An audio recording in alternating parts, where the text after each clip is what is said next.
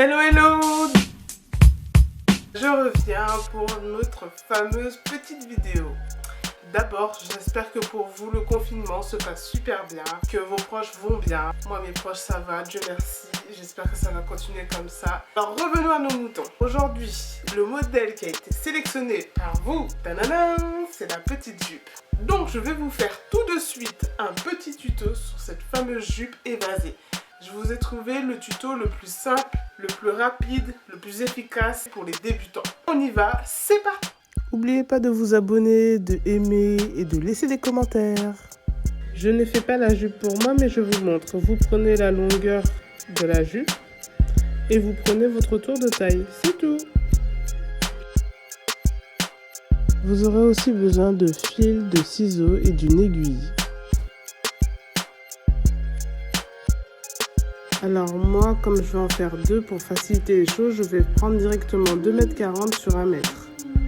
Donc vous pouvez prendre 1,20 m sur 1 m et diviser par 2 et raccorder, vous aurez les 2,40 m pareil. Et ça vous ferait économiser du tissu. Vous avez coupé vos 50 cm de hauteur et 2,40 m de large. Maintenant, vous allez passer à la bande de ceinture. Donc la ceinture, il vous faut 14 cm de hauteur et du coup en largeur, vous prenez votre tour de taille et vous rajoutez 3 cm.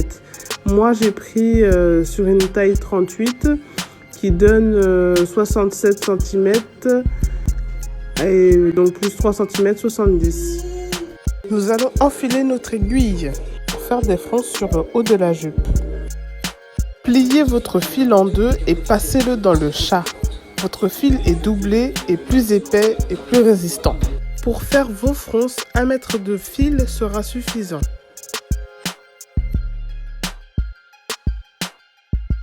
Voilà comment coudre pour avoir des jolies fronces.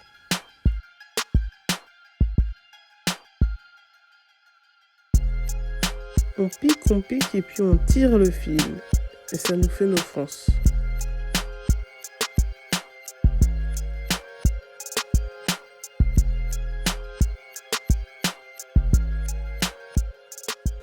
Vous avez bien suivi les explications pour froncer. Il faut bien répartir vos fronces pour ne pas avoir un côté où il y a plus de fronces que de l'autre. Il faut froncer jusqu'à atteindre votre largeur de tour de taille. Alors moi, je dois atteindre 70 cm. Une fois atteint, bloquez, faites un nœud.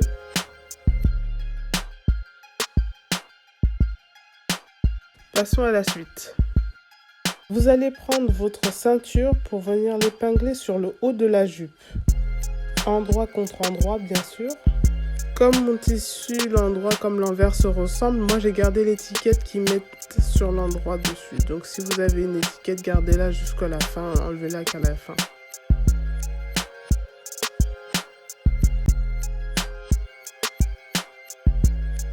Nous avons épinglé notre ceinture sur la jupe. Nous allons aller coudre à 1 cm du bord de notre tissu, c'est-à-dire faire l'assemblage.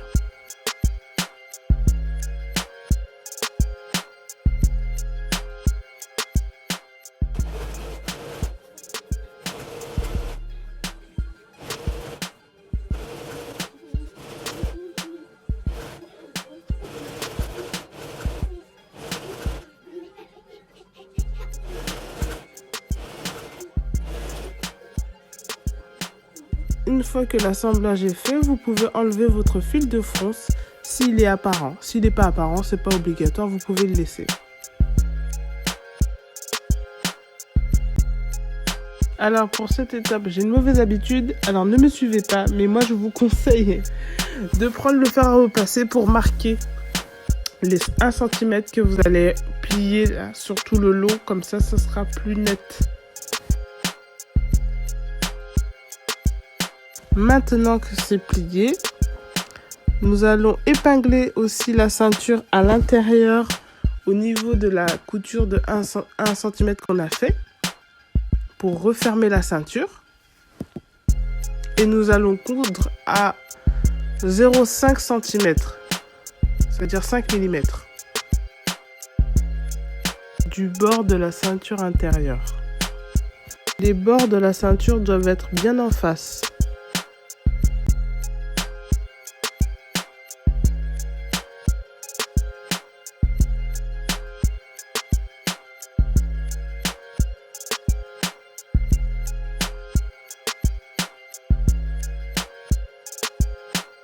Vous devez avoir le même rendu sur l'endroit comme l'envers.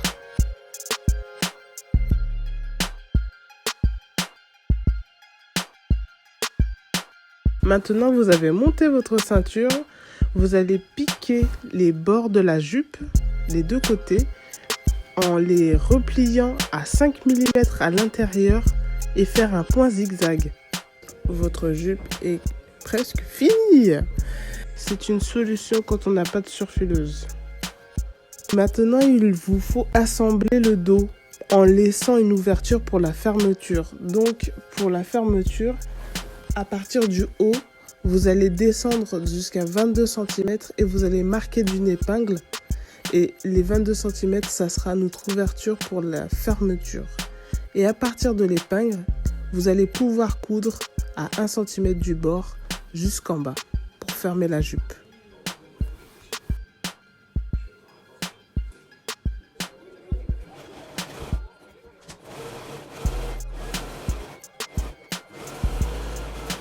L'assemblage est fait.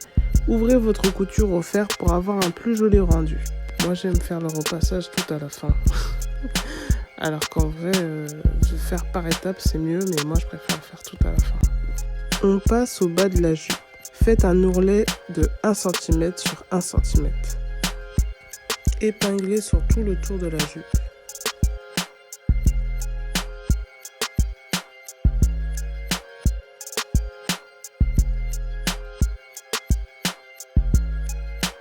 Piquez à 0,1 du bord plié à l'intérieur de la jupe.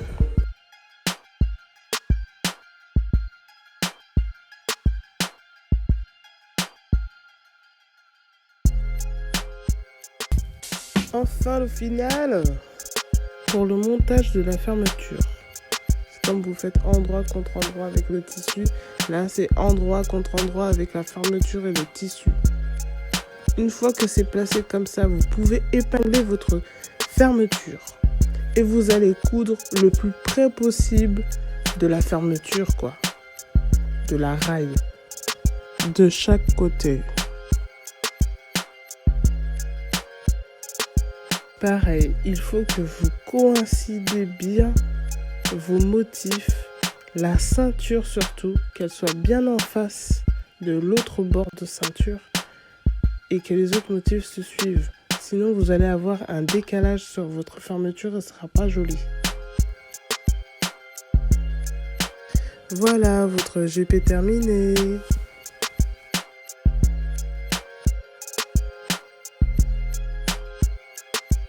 J'espère que vous avez apprécié ce tuto. N'oubliez pas de vous abonner et de liker et de laisser des commentaires. À bientôt!